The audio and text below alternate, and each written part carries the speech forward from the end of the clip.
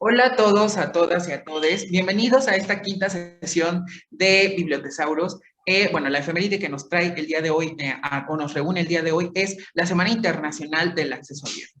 Y bueno, pues antes de empezar, pues me gustaría agradecerles por el apoyo que recibimos en redes sociales, por las veces que nos comparten y obviamente también por los likes que nos dan en en nuestras publicaciones, tanto en Facebook como en Instagram, ¿ok? Y bueno, antes de empezar también me gustaría presentarles a nuestras invitadas. Hola, Salet, ¿cómo estás? Hola, Mitch. Muy bien, gracias. ¿Y tú? Bienvenida, pues bien, también muchas gracias por brindarnos un poquito de tu tiempo y venir a platicar con nosotros. También vamos a presentar a nuestra siguiente invitada, que es Eunice Mercado. Hola, Eunice, ¿cómo estás? Hola Mitch, ¿cómo estás? Muy bien, gracias, muy contenta de estar contigo. Bueno, igual yo estoy muy contento de volverla a ver y de poder coincidir ahora en este espacio y bueno, y que también sigan bueno, apoyándonos, ¿no? Y bueno, también quiero presentar a Flor, que ya la conocen y que está con nosotros en todas las transmisiones. Hola Flor, ¿cómo estás? Hola Mitch, muy bien, muchas gracias. Espero que también todos se encuentren bien y muy emocionada de tener a Salet y a Eunice por acá. Es como estar en casa otra vez, entonces muy emocionada. Exactamente, es como sentirse en casa, ¿no? Ya que nos conocemos y hay esa confianza, ¿ok? Bueno, pues para empezar, me gustaría hablarles un poquito sobre el contexto de la efeméride que nos reúne el día de hoy. Y bueno, la Semana del Acceso Abierto este año se celebra del 25 al 31 de octubre. ¿Okay? Bueno, sus orígenes se remontan al año 2007 en los Estados Unidos con el movimiento estudiantil de cultura libre, que obviamente pues tiene este objetivo de generar acciones que permitan y faciliten este apoyo e intercambio de conocimiento, ya sean investigaciones, resultados de investigación científica y académica a través de la web, ¿ok? Y bueno, para el 2008 se lanza nuevamente esta iniciativa y obviamente se convierte en un evento mundial y se declara el 14 de octubre como el Open Access Day. Bueno, este día estuvo patrocinado e impulsado por Spark, también por PLOS y igual por la Student for Free Culture. Y bueno, para el año 2011 se da la celebración de lo que conocemos como el Open Access Week. Y bueno, desde el 2011 hasta la fecha se lleva a cabo este evento en la última semana del mes de octubre. Bueno, y también uno de los elementos importantes o de los logros que se tiene es el que se crea este sitio del Open Access Week para poder reunir a todas estas personas que están interesadas en las iniciativas del acceso abierto para que compartan información relacionada y obviamente en esta semana pues también permitan promover estos eventos que se están generando en distintas partes del mundo. ¿Ok? Y bueno, me gustaría darle la palabra a Flor para que nos contextualice un poquito sobre el acceso abierto. ¿Ok? Flor. Gracias Mitch. Bueno, primero les preparé por aquí una lámina muy breve de apoyo. Permítanme, por favor. Ok, sí ven la lámina, ¿verdad? No quiero que se vea otra cosa que no se ve. Muy bien. Ok, pues ya nada más para toda la gente que quizás es nueva en este tema, que no le es tan cercano, que nos está viendo por primera vez, pues les quiero dar la definición de qué es el acceso abierto, muy breve, para pues que sea como la introducción a nuestra discusión. Y bueno, de acuerdo con el Consorcio Nacional de Recursos de Información Científica y Tecnológica, el acceso abierto o el Open Access en inglés es acceso al material digital educativo, principalmente de artículos de investigación científica de revistas especializadas y arbitradas mediante el sistema de revisión por pares, pero sin necesidad de realizar un registro, una suscripción o un pago. Pues bueno, ¿qué es lo que pretende principalmente? Pues es la democratización al eliminar barreras económicas, legales y tecnológicas para que todos los usuarios de todas las partes del mundo, de distintos estratos, puedan acceder a materiales de literatura científica. El Open Access o el acceso abierto nos va a permitir obtener una mayor difusión y divulgación de determinada investigación. También va a ayudar a que el autor aumente el impacto de sus trabajos. Usualmente son más visibles y son más citados. Y también mejora la calidad de investigación por la disposición inmediata y gratuita de la información académica, como vimos un ejemplo ahora con la pandemia y la creación de la vacuna, ¿no? Veíamos cómo se empezaba a compartir inmediatamente toda la información que resultaba de las investigaciones. Y bueno, podemos consultar materiales como libros, revistas académicas, tesis, son quizás las más conocidas, las que no son más familiares, pero también se pueden encontrar materiales de enseñanza, imágenes, videos y una muy importante, los repositorios. Y nada más les quería compartir algunas de las más reconocidas colecciones de revistas de sitios de acceso abierto, que son el repositorio de la CEPAL, Latindex, Cielo, en sus versiones México, Brasil, Chile, Redalic, Oxford University Press, que también tiene últimamente, desde 2004, empezó a adquirir muchos títulos de acceso abierto, y una que es también nacional y de recurso público, que es el Repositorio Nacional de México. Y pues bueno, ahora sí, ya que les compartí esta información, voy a dejar de compartir mi pantallita y regreso contigo, Mitch, por ahora. Muchas gracias, Flor, por compartirnos esta información general, como dices, ¿no? Para las personas que no están familiarizadas con la temática y que es la primera vez que escuchan, pues que sepan más o menos un poquito a qué se refiere esta parte del acceso abierto y muchas de las iniciativas o de los sitios web donde nosotros a veces extraemos información para hacer nuestras actividades académicas, ¿ok? Bueno, para continuar, me gustaría presentar a nuestra primera invitada, a la casi doctora Saled Aguilar. Bueno, ella es candidata a doctora en Bibliotecología y Estudios de la Información por la Facultad de Filosofía y Letras de la UNAM. Y bueno, también es especialista en Sociología de la Educación Superior por la Universidad Autónoma Metropolitana, la UAM. Y bueno, se desempeñó como bibliotecaria en la Facultad Latinoamericana de Ciencias Sociales con sede en México y bueno, también fue subdirectora del programa de repositorios de acceso abierto del Consejo Nacional de Ciencia y Tecnología. Desde el 2015 es profesora de asignatura del Colegio de Bibliotecología de la UNAM, donde ha impartido asignaturas como Bibliotecología en México, Fundamentos de la Bibliotecología, Introducción a la Investigación y Desarrollo de Colecciones. Hola, Saled, nuevamente bienvenida y muchas gracias por estar el día de hoy aquí con nosotros. Flor.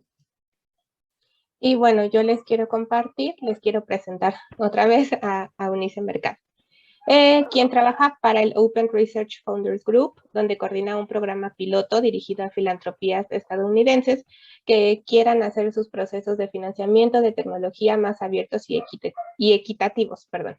Tiene más de 8 años de experiencia en el sector público, en el sector de ciencia y tecnología específicamente, y durante los últimos años ha asesorado a startups en Estados Unidos sobre regulaciones de las nuevas tecnologías y el uso responsable de las mismas.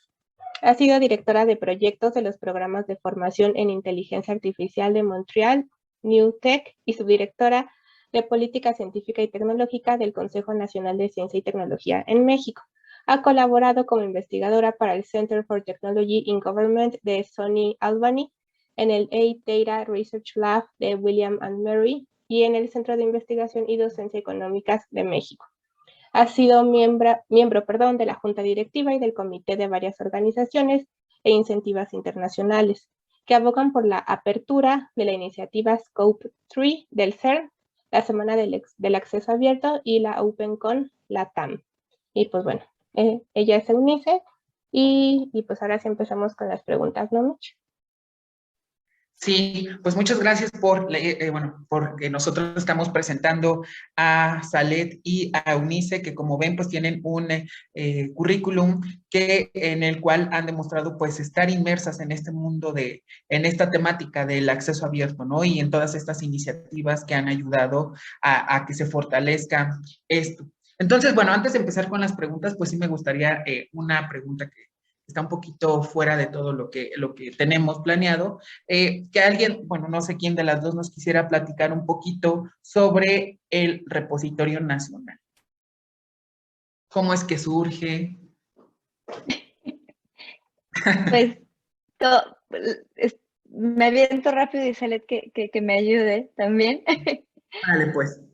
Todos sabemos que el Repositorio Nacional sale de una iniciativa de ley donde en 2014 se reforma la Ley de Ciencia y Tecnología y se añade un apartado para acceso abierto. Y entonces en uno de los artículos se menciona la creación de un repositorio nacional. Y bueno, Mitch, Salet, Flor en su momento también lo revisó. El texto original daba para 40,000 interpretaciones y bueno, conforme fuimos entendiendo el ecosistema y cuáles eran las mejores formas de implementarlo, fue que fue desarrollándose no solo un repositorio, sino redes de repositorios con lineamientos específicos para cada uno. Pero, Salet, ¿qué se nos puede estar pasando? Pues yo creo que tenía como, o sea, al final de cuentas, entre lo que dice la ley y la implementación, creo que la interpretación fue una de las más acertadas. Creo que perseguir más que solo un repositorio, crear también una comunidad de repositorios, fue algo que le dio vida, pero sobre todo que es lo que mantiene o sigue manteniendo en pie a ese repositorio. Entonces, al final de cuentas, creo que, como lo dice Unice, pudo haber sido de muchas formas, pero la forma en la que se implementó, creo que hasta ahora deja ver que fue la mejor. Muchas gracias por compartirnos esta información. Y bueno, esta pregunta la lancé igual porque quería como que saliera a discusión estas iniciativas que en México se han ido desarrollando, igual en pro, pues, primero del acceso abierto y ya después con esta visión de ciencia abierta y que obviamente, pues, conozcan, ¿no? Esta parte del repositorio nacional para quienes también no habían escuchado sobre el repositorio nacional, pues saber que aquí en México hay una iniciativa, un proyecto en donde se ha ido trabajando, ¿no? Y bueno, ahora sí, vamos a empezar con la primera pregunta del día de hoy, que es, ¿qué diferencia existe entre acceso abierto y ciencia abierta? Quien quiera de las dos tomar o comentarnos, de favor. Doctora, por favor. Bueno, está bien.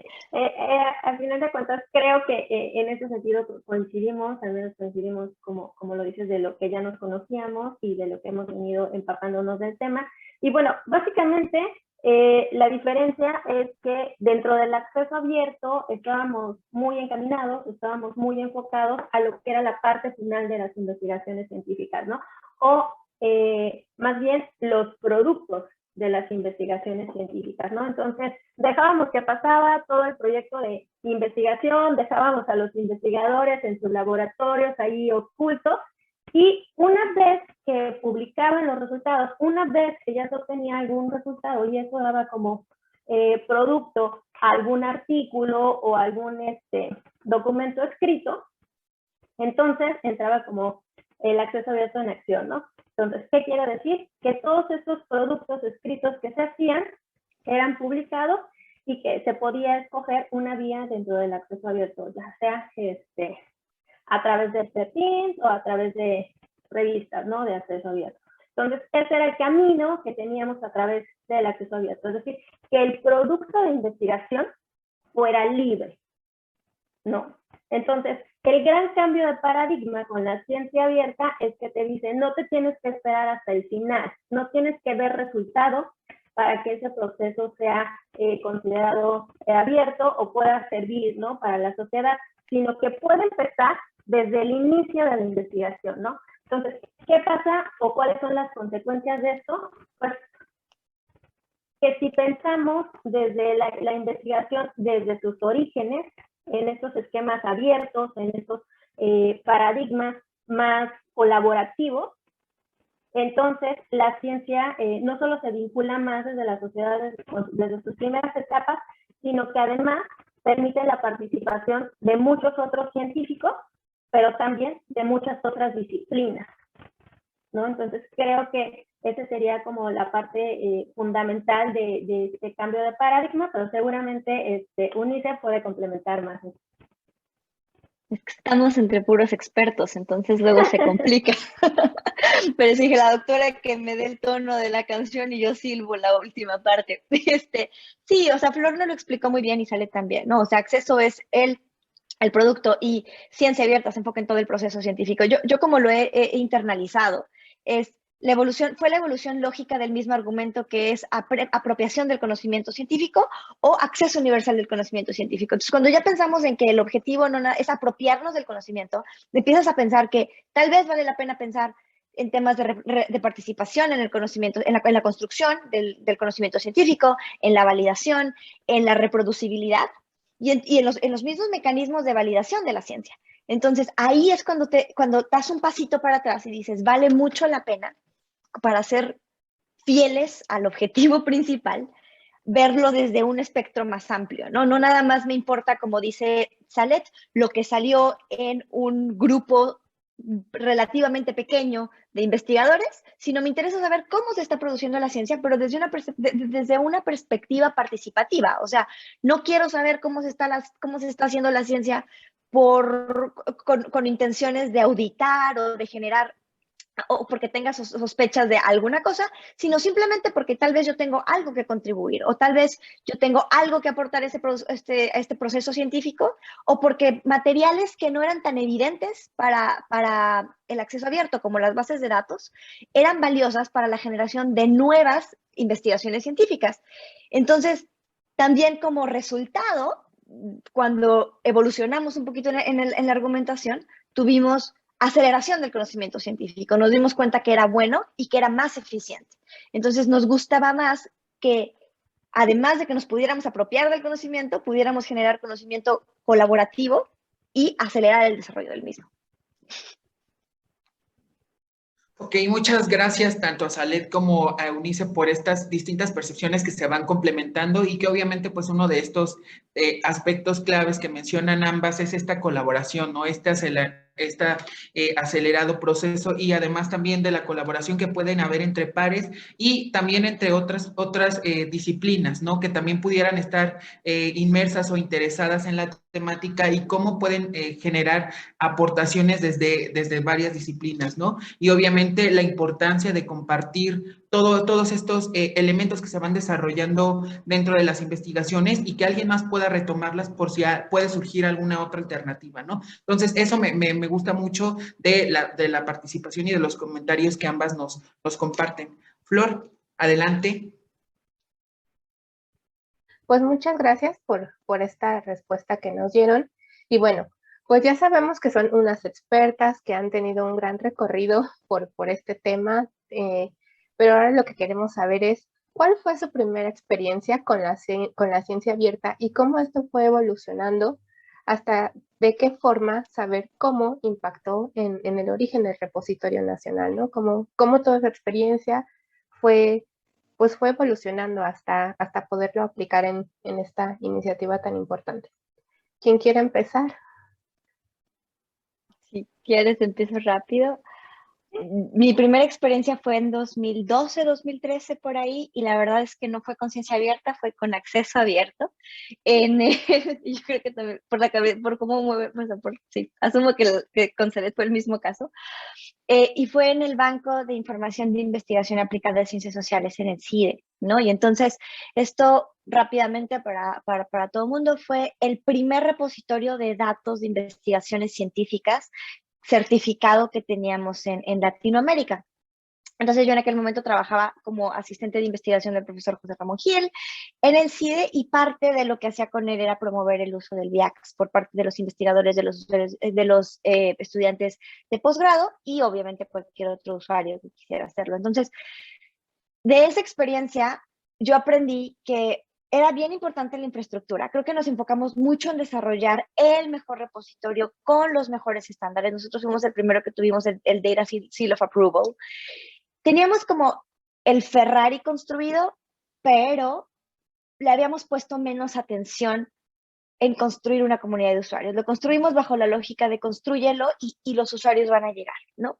Entonces, naturalmente, cuando empezamos a desarrollar el repositorio nacional, yo ya había aprendido que el valor de cualquier infraestructura para acceso abierto está en la comunidad de los usuarios y si de verdad la utilizan. Los investigadores, cuando yo estaba en el VIAX, no terminaban de entender cuál era el valor de compartir sus bases de datos. Cuando yo llegaba y le decía, mira, es que tus bases de datos son básicamente tus datos primarios de tu investigación. No es como que tengas que hacer algo más. Nos daban algo que no necesariamente era una base de datos.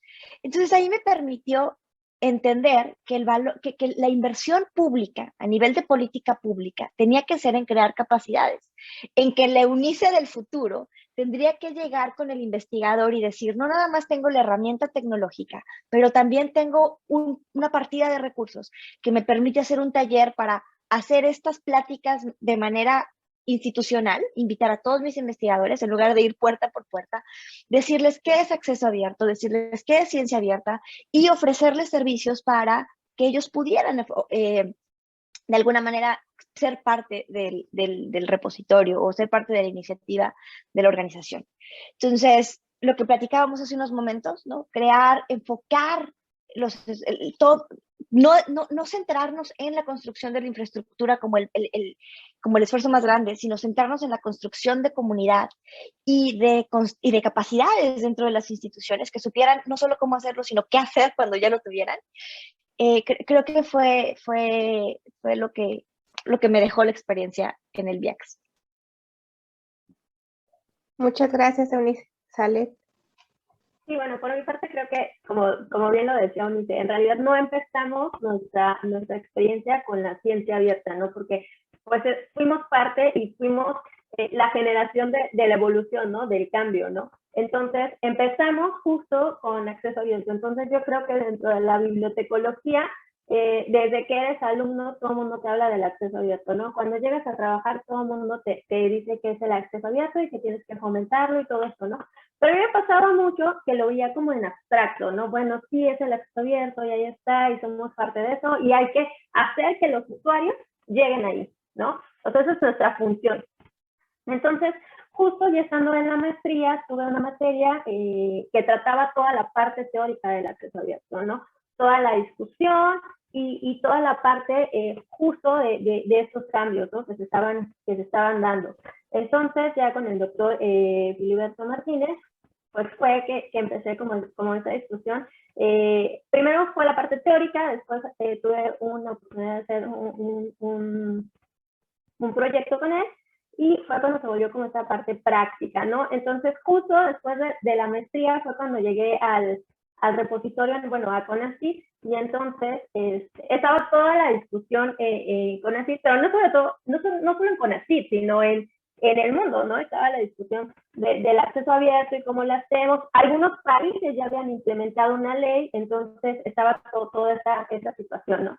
Entonces, justo cuando llegamos, pues la parte que yo traía, como ya el bagaje de la bibliotecología, que te dice el acceso abierto es importante para tus usuarios, la discusión teórica que ya traía justamente desde la maestría, y ya verlo en la realidad, ¿no? Y sobre todo esto de no solo verlo, sino ser capaz o sentirse capaz de poder meter las manos e incidir en lo que está pasando en tu país con respecto al acceso abierto, ¿no? Entonces, justo ahí sí, yo creo que las discusiones que fueron en las discusiones en las que participamos de manera interna en CONACYT, pero también con colegas de otras partes, con la información que nos llegaba, pues fue justo que le fuimos dando forma a este proyecto, ¿no? Pero sí, como te digo, no fue llegar a la ciencia abierta, sino fue llegar primero al primer debate que había, ¿no? Era el debate del acceso abierto, y luego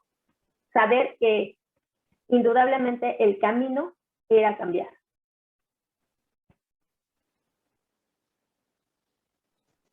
Muchas gracias por sus respuestas. Me parece muy interesante todo este recorrido que hicieron, además como mujeres y mujeres jóvenes, ¿no? Y tal vez desde una parte desde estudiante, en su caso Unice estaba también como investigadora, pero pues estaban realmente todavía muy frescas como en su camino, en su carrera académica, y poder llegar ahí, como dice Salet, ¿no? O sea, hacer como esta parte de la incidencia y decir, desde la parte abstracta, poder aplicarlo, creo que es súper interesante, y pues todo lo que se ha construido, ¿no? Desde que ustedes llegaron hasta este momento, pues definitivamente, pues es muy, pues se agradece, ¿no? Se agradece, perdón, y también es muy halagador el lugar en donde han puesto a México desde el acceso abierto, ¿no?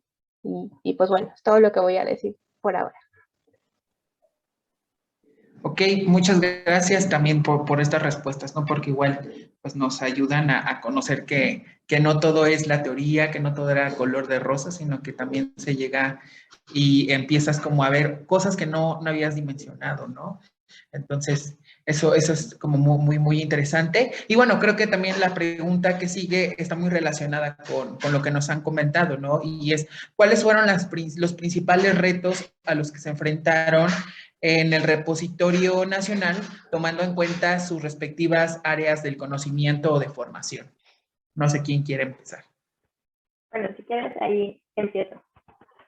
Bueno, creo que el primer reto, y debo decirlo porque ahora ya podemos hablar de los resultados, pero el primer reto fue ampliar el campo de acción de los bibliotecólogos, ¿no? Es decir, cuando llegamos a CONACYT, todo el mundo tenía una idea muy clara de lo que hacía un bibliotecólogo, ¿no? Entonces era así como, los bibliotecólogos saben de metadatos y saben de bibliotecas y saben de recursos, y eso va a ser a lo que los trajimos, ¿no? A que nos hablen de esa parte de metadatos y de esa parte de bibliotecas y de ese tipo de cosas, ¿no? Sin embargo, creo que un reto muy importante fue que los bibliotecarios, bueno, los bibliotecólogos que incidimos en este proyecto, ampliamos esa visión, ¿no? Esa visión que se tenía de que solo estas eran nuestras tareas y solo en específico podíamos hacer eso, ¿no? Entonces, ya cuando logramos conformar el equipo que iba a trabajar en el repositorio nacional, bueno, había personas que eran especialistas en políticas públicas, pero también estábamos los bibliotecólogos que conocíamos perfecto el campo de acción en el que se iba a implementar esto. Es decir, no solo conocíamos los metadatos, sino conocíamos todo el campo de acción en el que se iba a implementar esta situación, y entonces eso ayudó a que la discusión, o sea, fuera directa con quienes estaban encargados de hacer estas políticas públicas, porque al final de cuentas les estábamos hablando de cómo iba a impactar en nuestro medio, ¿no? Entonces, creo que ampliar ese campo de acción que tenemos los bibliotecólogos dentro de este panorama fue uno de los grandes retos que tuvimos, y creo que lo hicimos bastante bien, y dejamos en claro que no solo nos dedicamos a partes específicas de la información, como son los metadatos y los documentos, que obviamente sí lo hacemos y lo hacemos muy bien, pero también podemos entrarle a otro tipo de discusiones muy importantes para hacer la política pública, y creo que eso ayudó bastante. Y otro de los retos fue también dentro del área, fue hacer mucho trabajo con las personas que estaban encargados de los repositorios para que trabajaran con otras áreas de las instituciones, ¿no? Entonces, es decir, dentro del CONACYT, los bibliotecarios habíamos salido como de nuestra zona de confort y empezamos en la discusión, ¿no? Entramos a la discusión. Pero ahora nos tocaba trabajar también este chip con las personas que estaban afuera, ¿no? Que iban a implementar estos repositorios en sus instituciones. Entonces, es decir, sí, dentro de la biblioteca lo vas a hacer, dentro de tu área de tu zona de trabajo va a funcionar, pero lo cierto es que la única manera que hay para que eso funcione de la manera más eficiente es que tienes que vincularlo con toda la institución, ¿no?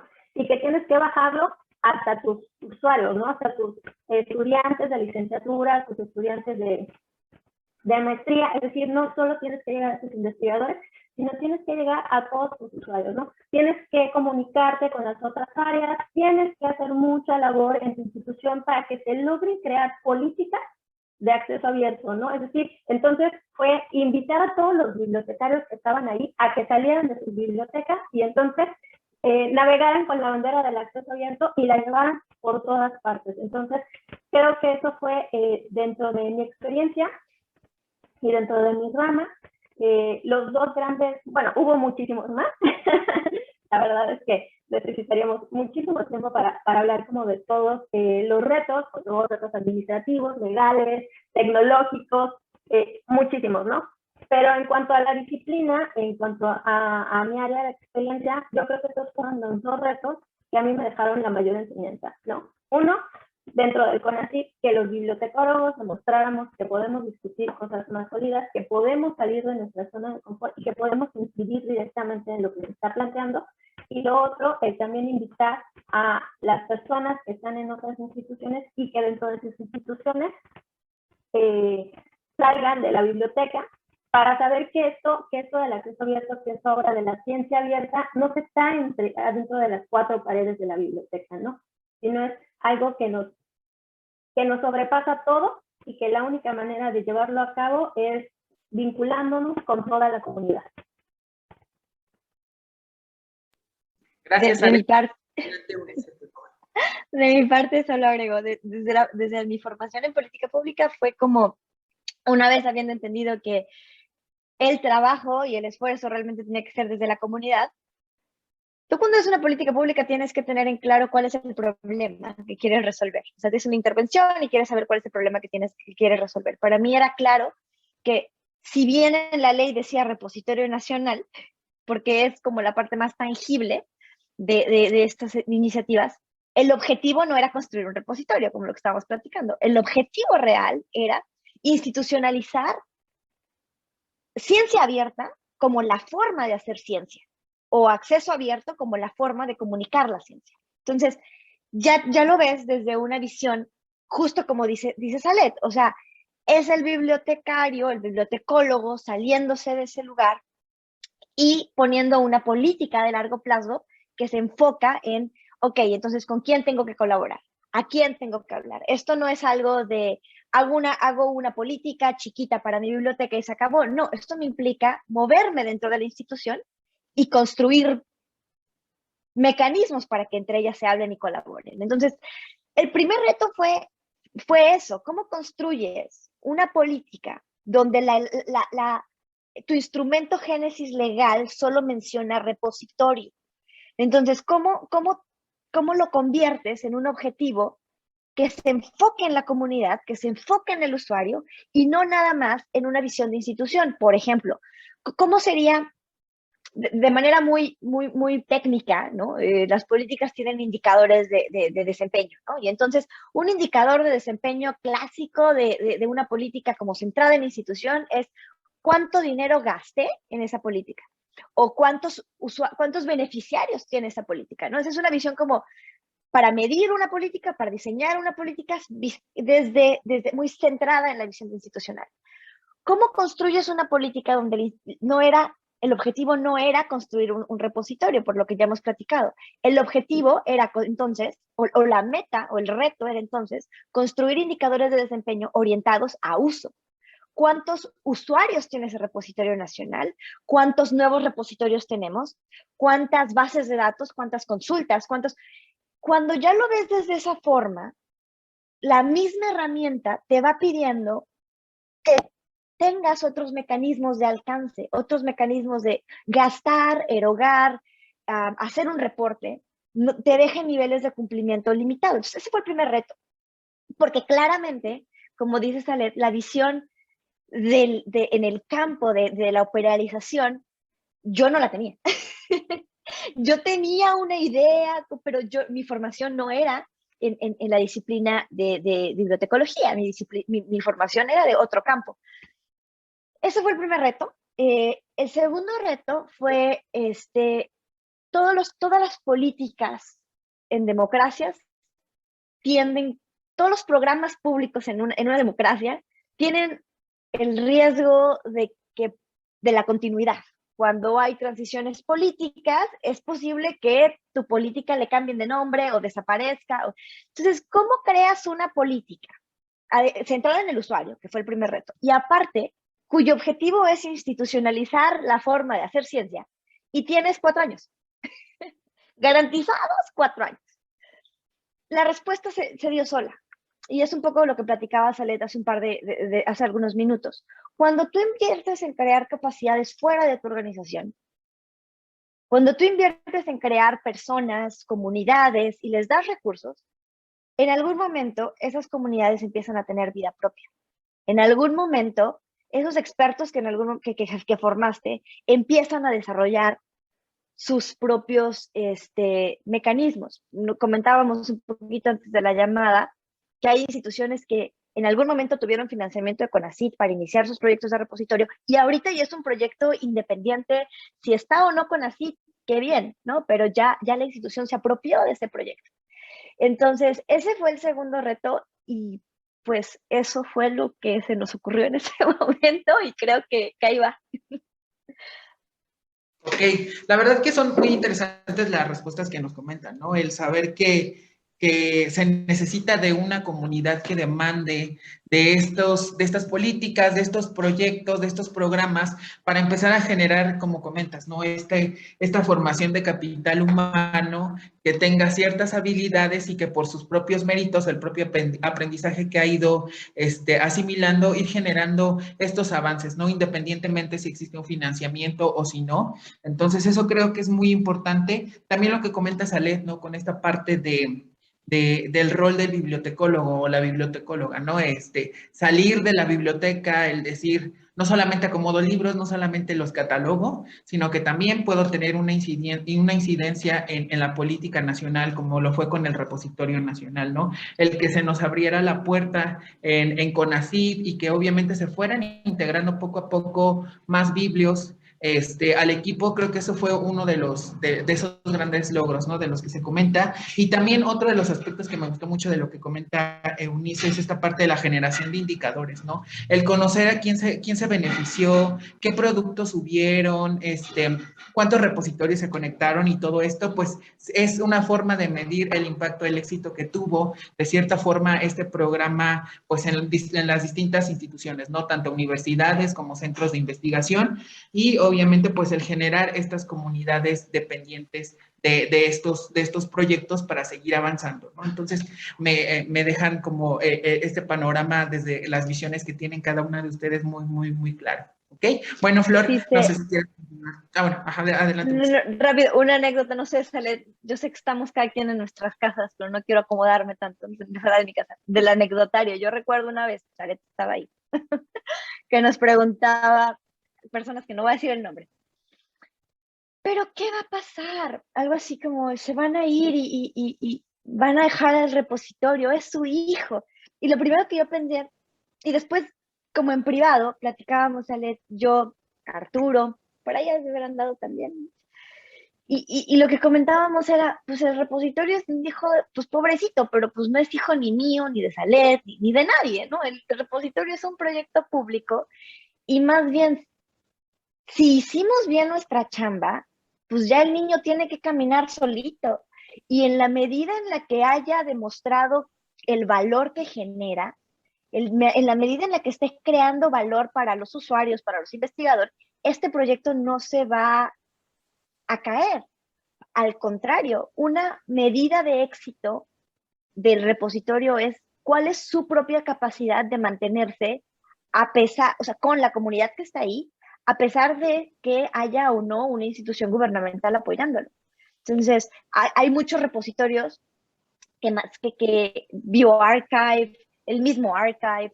Hay instituciones que lo crearon, pero ahorita son más grandes por la comunidad que está atrás que por la institución que lo creó. Entonces, ¿por qué? Porque demuestra cuál es el valor que genera. Entonces, esa es la prueba de fuego de nuestro repositorio nacional. ¿Qué tanto estamos generando valor a través de él? Muchas gracias, Eunice. Y pues bueno, pasando a nuestra siguiente pregunta, aunque quizás ya la tocaron un poquito, pero precisamente, ¿no? Hablamos de esta parte multidisciplinaria y transdisciplinaria que tienen tanto las políticas públicas como la bibliotecología en este caso, ¿no? Que siempre es algo que aparece, que todo en ciencias sociales, que todo en gobierno tiene que ser así, porque es la naturaleza de cómo avanzan los programas, las políticas, todo, ¿no? Entonces, quizás ya lo tocaron un poco, pero nos gustaría mucho que tal vez se enfocaran en algo un poco más técnico o en alguna experiencia, en alguna anécdota. En este caso, para ti, Salet, ¿cómo fue tu experiencia al trabajar con alguien del área de políticas públicas? Y en tu caso, Unice, ¿cómo fue tu experiencia al trabajar con alguien del área de bibliotecología? ¿No? Porque de repente me acuerdo que eras tú solita, rodeada de bibliotecólogos, entonces, no sé, ¿cómo fue esto, no? Más como un poco más en la parte íntima, ¿no? Como a qué retos se enfrentaron ya más específicos. ¿Quién quiera empezar?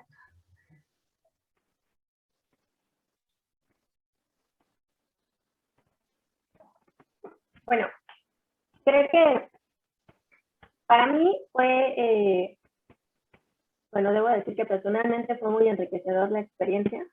Es decir, llegar y conocer como un entorno totalmente nuevo en donde bueno, no totalmente nuevo porque bueno, Conacyd es bastante conocido, pero estar adentro, ¿no? Como en las entrañas, ¿no? Y saber cómo se hacen las cosas, porque a veces, pues desde afuera es muy fácil criticar, ¿no? Siempre criticamos y siempre decimos las políticas debieron haber sido diferentes, el programa pudo haber funcionado mejor si se hubiera hecho de esta forma. Pero lo cierto es que ya cuando entras te das cuenta de cómo funciona,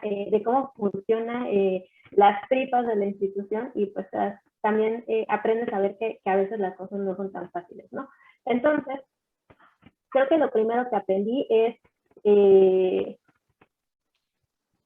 esta parte de pensar siempre, como lo decía Unice hace un rato, pensar siempre en cuál era tu problema, ¿no? Dentro de las políticas, ¿no? Porque no nada más es decir, bueno, o sea, en el caso de Conacyd, les vamos a dar dinero a los becarios o les vamos a dar dinero a las revistas, sino es decir, hay un problema detrás, ¿no? Que se busca solucionar a través de esos diferentes incentivos. Entonces, ahora, creo que una de las cosas que a mí me llenó mucho fue esta experiencia multidisciplinaria, ¿no? Porque como tú lo dices, bueno, en el equipo estaba Unice, pero lo cierto es que el equipo en el que estábamos todos nosotros era muchísimo más grande, ¿no? Y siempre se escuchaba la voz de todos, ¿no? Entonces, estaban los expertos en revistas, estaban los expertos en indicadores, y eran bastantes disciplinas las que confluían ahí, ¿no? Entonces creo que eso nos ayudó bastante, creo que alimentó mucho el proyecto, porque al final de cuentas no era verlo solo desde las políticas públicas, ni solo desde la visión de UNICE, ni solo desde la bibliotecología, desde la visión de Saler, sino era verlo en un equipo muchísimo más grande, ¿no? Que era un equipo en conjunto y además un equipo con muchísima experiencia en el sector gubernamental, ¿no? Entonces, creo que eso fue bastante enriquecedor y sobre todo también fue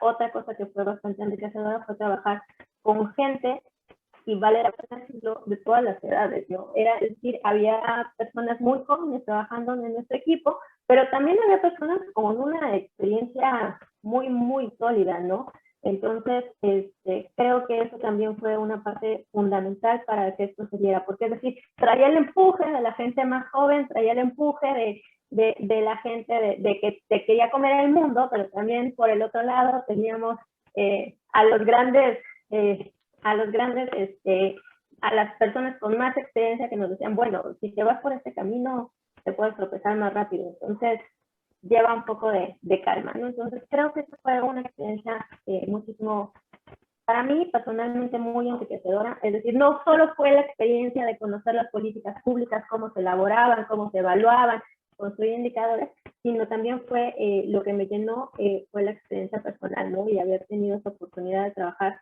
tan cerca con personas que admiro en ese momento, bueno, que admiraba en ese momento y que sigo admirando hasta ahora, ¿no? En mi caso, bueno, en mi caso fue súper, yo aprendí mucho, fue muy enriquecedor. O sea, igual, ¿no? La intención era crear una política para una comunidad específica, que si bien es una comunidad extensa, pero primero una comunidad más reducida, que es la comunidad de bibliotecología. Mi formación no era ahí, y lo primero era hacernos de los mejores bibliotecólogos de México. Y para mí fue muy interesante, porque Salet y los colegas de Biblio tenían el conocimiento súper claro, súper pragmático, súper técnico de la parte operacional de la política. Entonces, poder juntar esas dos habilidades te permitió construir una política que se fuera más allá del concepto. Por ejemplo, yo les invito a cualquiera de ustedes que agarren cualquier documento de política pública y son puros documentos conceptuales.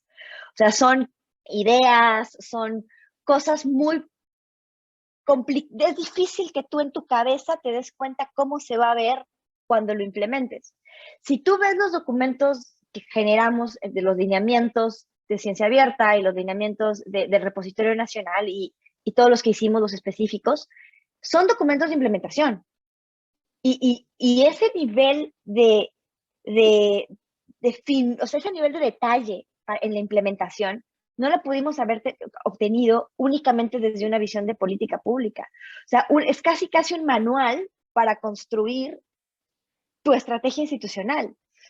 Y un poco como decía Salet, o sea, no nada más fue el construir estos lineamientos y estos documentos no conceptuales, sino más bien de implementación, no fue nada más parte de lo que Salet y yo hayamos hecho, es un grupo más grande. O sea, yo no podría decir, la mente maestra atrás de todo esto no se llama Eunice Mercado ni Salet, o sea, la mente maestra son las personas que estaban con muchos más años, que todo el mundo ya los conocemos aquí, de experiencia, y que tuvieron la visión, y que investigadores de mucho tiempo, antes de que Salet y yo supiéramos que era una tesis, ellos ya habían hecho al menos 2, que te decían, a ver, está muy bien que nos queramos comer el mundo, pero al final del día, ustedes tienen que hacer algo que les sirva a estas comunidades, y tienen que hacer algo que se concrete de esta manera. Entonces, yo respeto mucho a la bibliotecología. Disfruté mucho trabajar con los colegas brillantes, y nos permitió llegar a hacer una política tan específica y tan operacional y tan práctica, que sin ellos no lo hubiéramos podido hacer.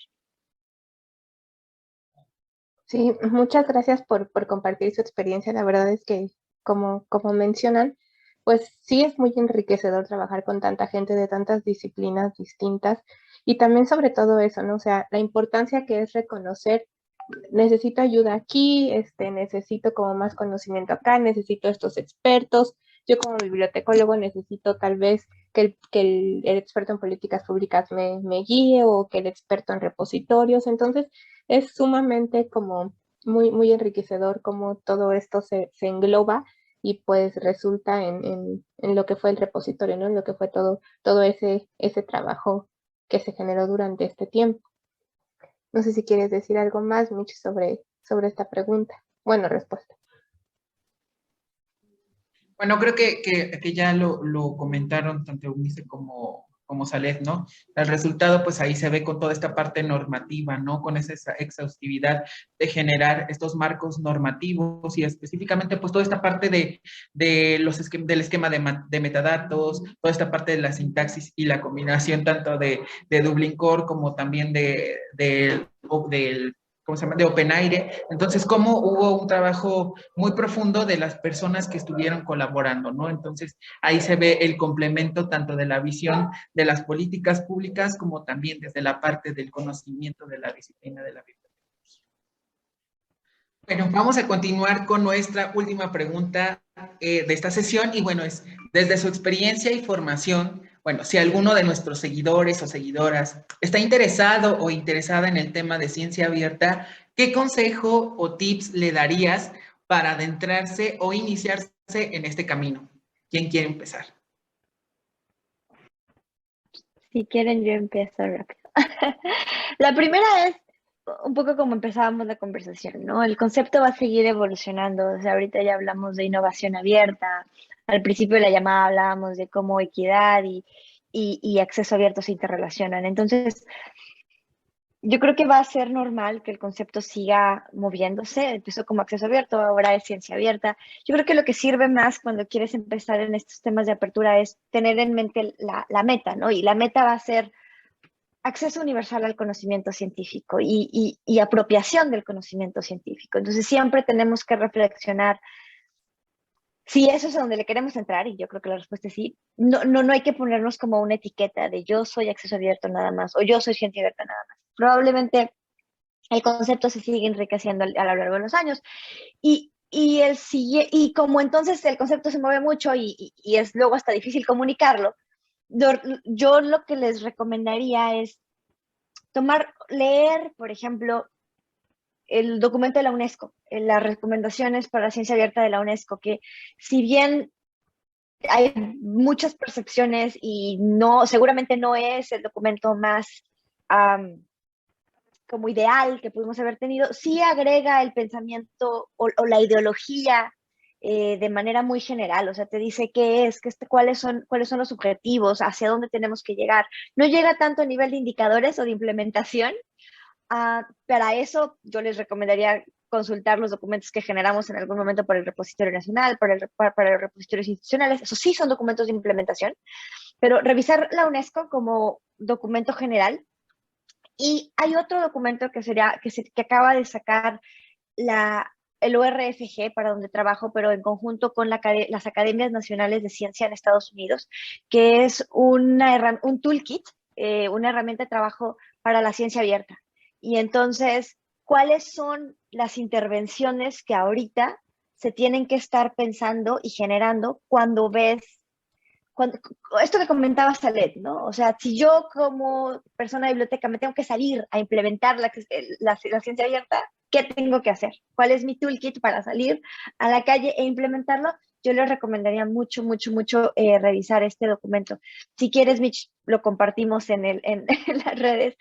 Y por último, el programa en el que estoy trabajando, y digo, a manera no es comercial, lo prometo, pero el principal objetivo del programa en el que estoy trabajando es generar evidencia de cómo los financiadores de ciencia pueden favorecer la ciencia abierta. Por ejemplo, cómo puedes generar planes de compartimiento, o sea, cómo puedes generar presupuestos que contemplen planes de gestión de datos, ¿no?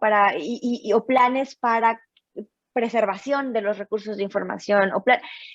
Entonces, ahí también, en un par de años, saldrá algún documento muy concreto de qué sí podrá hacer. Hoy pueden seguirle la pista a lo que estamos haciendo en redes sociales, pero yo creo que esas serían las 3 referencias de inicio. Paciencia y los 3 documentitos. Sí, bueno, pues sumándome a lo que dice Onice, yo creo que lo principal que debes hacer para posicionarte o para empezar a reflexionar sobre el acceso abierto, sobre ahora la ciencia abierta, es subirte al debate, ¿no? Es decir, seguir el debate. Entonces, esto es un tema que no acaba con las declaraciones que se han hecho, es decir, que sigue en constante movimiento, que sigue creciendo, que se sigue debatiendo, porque si bien hay gran parte de la comunidad lo acepta, lo cierto es que también hay voces contrarias, ¿no? Y también hay voces que suenan en otro sentido y al final de cuentas, pues, como científicos sociales, pues hay que escuchar todas las voces, ¿no? Porque también esos argumentos que no están a favor también abonan a la discusión. Entonces, tenemos que subirnos a la discusión en nuestro contexto, pero sobre todo a la discusión internacional, porque si algo caracteriza esa discusión es que también está integrada de una forma de ciencia abierta. ¿Qué quiero decir?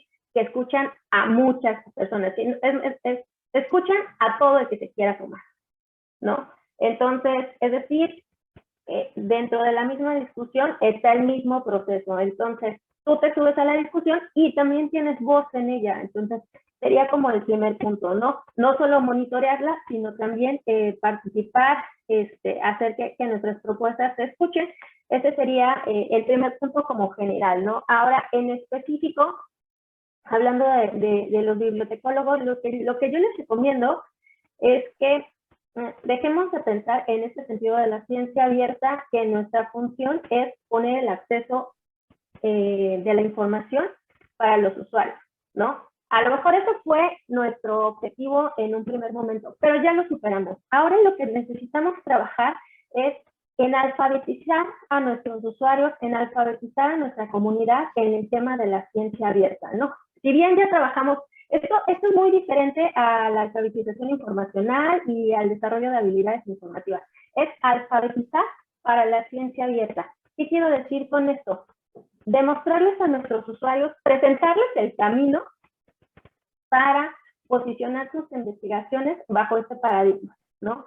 Presentar sus procesos científicos bajo este paradigma. Y nosotros como bibliotecólogos somos el que tenemos contacto directo con las personas, somos el que tenemos contacto directo con los investigadores. Entonces, hay que empezarles a decir, no es como el catecismo, ¿no? De decirles por qué tienen que hacer las cosas y esto es lo mejor, porque si no les va a ir muy mal en la vida. No, presentarles el camino.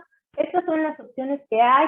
si tú analizas esta información, presentarles las simetrías de la información, presentarles las altimetrías de la información, para que ellos puedan tomar las mejores decisiones de dónde publicar sus recursos, pero también de colaboración con otros investigadores, es decir, esto de abrir todo el proceso de la investigación. Entonces, esas serían mis dos recomendaciones. Una es bastante general, es decir, para todos. Hay que sumarse a la discusión, no hay de otra. Esto va a seguir evolucionando. Y lo otro es pensar en un tipo de información que sea específica en el tema de ciencia abierta. Cómo seguírsela presentando a los investigadores y sobre todo a los nuevos investigadores.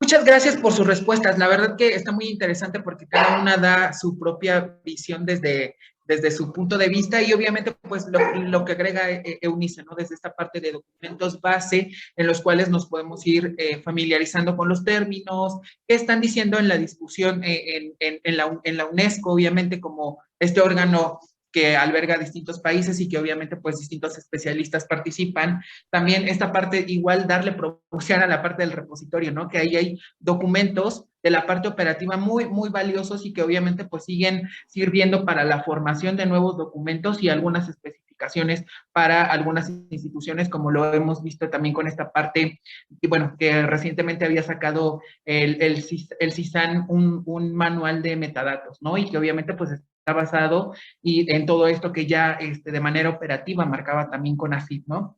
Y bueno, y también esta parte muy interesante que comenta Salet, ¿no? El que participemos en eventos, en que escuchemos distintas voces, no solamente lo positivo, lo que pudiera ser positivo para la corriente de ciencia abierta, sino también que hay voces disidentes que también, como dicen, aportan valor a la discusión y también este aspecto también muy valioso que no lo había visto desde esa forma como de alfabetización, pero que también va muy encaminado a concientizar a las comunidades, ¿no? Sobre la importancia de la ciencia abierta, cómo hacer partícipe, cómo ayudarlos a integrarse a este camino, ¿no? Y que obviamente, pues a lo mejor nosotros como biblios a veces obviamos muchas cosas y que creo que esto podría ser muy relevante para poderlo ir tomando, ¿no? Y bueno, para concluir, pues me gustaría también, si desean agregar algo más, algo que se les haya pasado, algo que nos quieran compartir para ir cerrando pues esta sesión. Pues yo felicitarte, Mitch, porque justo lo que decía Salet, ¿no? Lo más importante es empezar a hablar del tema y tener más voces hablando del tema, porque al final del día es crear un debate democratizado. Y ejercicios como lo que estás haciendo ahorita creo que son formas bien sencillas de empezar a entrar al tema y de empezar a democratizarlo y muy, muy, muy concretas. Y pues nada más eso. Pues nada más, aparte de felicitarte, también comentarte que este tema, o sea, no es un tema que se apaga, no es un tema que se va extinguiendo, sino es un tema que está totalmente vigente. De hecho, creo que ahora en el contexto en el que nos encontramos bastante complicado con esta pandemia, ha potenciado todo el valor que tiene el trabajo que se hace desde la ciencia abierta. Es decir, o sea, la velocidad con la que se crean las vacunas, pero no solo hablando de temas médicos, ¿no? Que de por sí ya tienen bastante importancia, sino también hablando desde temas psicológicos, sociales, o sea, todo la información que se ha generado en estos momentos y a la que tenemos acceso gracias a los procesos de ciencia abierta, o sea, es inimaginable, ¿no? O sea, en otra época no nos lo podríamos haber esperado. Entonces, fue una coyuntura bastante complicada, pero también que presentó esa ventaja, ¿no? Es decir, posicionó más el tema. Sí, como dice Salet, o sea, que China haya publicado el genoma del COVID para diciembre, permitió que en menos de un año ya hubiéramos tenido una vacuna.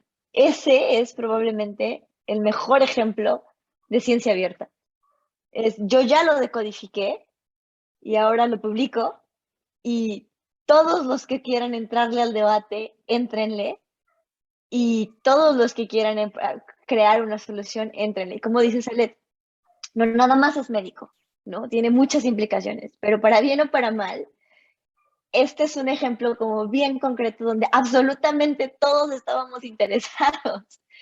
Y es el potencial, o sea, es una tragedia. Lo que pasó es una tragedia, pero nos permitió ver el potencial de la ciencia abierta. Y para los que estamos en esta discusión y los que nos interesamos y los que llevamos tiempo acá, creo que nos apasionamos todavía más sabiendo que ya tenemos más argumentos para alfabetizar y tenemos mucho más pues herramientas para hacer nuestra labor de venta, porque al final del día es evangelizar, pero sí. Y pues, sí. Me parece muy importante lo que mencionas, Eunice, porque de repente esto no es un tema nada más de bibliotecólogos o de gente que trabajó en CONACYT, no, esto debería de ser un tema de todas las universidades, que todos estemos interesados, realmente debería estar en boca de todos, más de las universidades públicas acá en México, de los institutos de investigación pública, entonces, pues sí, ¿no? O sea, totalmente es necesario que todos se suban al tren y aprendan que es acceso abierto para, pues, para poder acceder a todo esto, ¿no?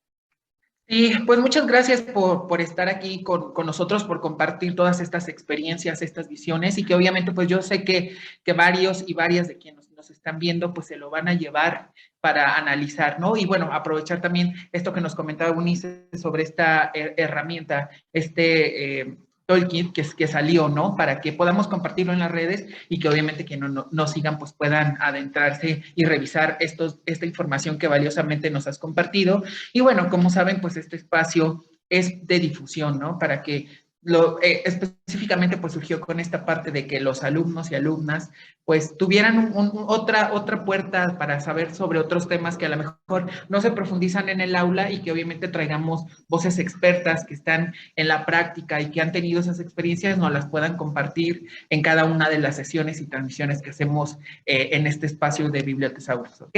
Bueno, antes de irnos me gustaría compartirles una frase bueno, una reflexión de un activista estadounidense, de Aaron Swartz, bueno, después de 2008 esta frase que dice, la información es poder, pero como todo poder, hay aquellos que quieren quedarse con él. Todo el legado cultural y científico del mundo, publicado por siglos en diarios y libros, está siendo digitalizado y almacenado por un puñado de corporaciones. Entonces, dejo esta frase de reflexión para que la analicen y que obviamente, pues si alguien tiene alguna interpretación, pues nos la puedan compartir para igual nosotros hacer comunidad y compartirlo en las redes sociales. Flor, algo que tú también quieras agregar antes de irnos y despedirnos.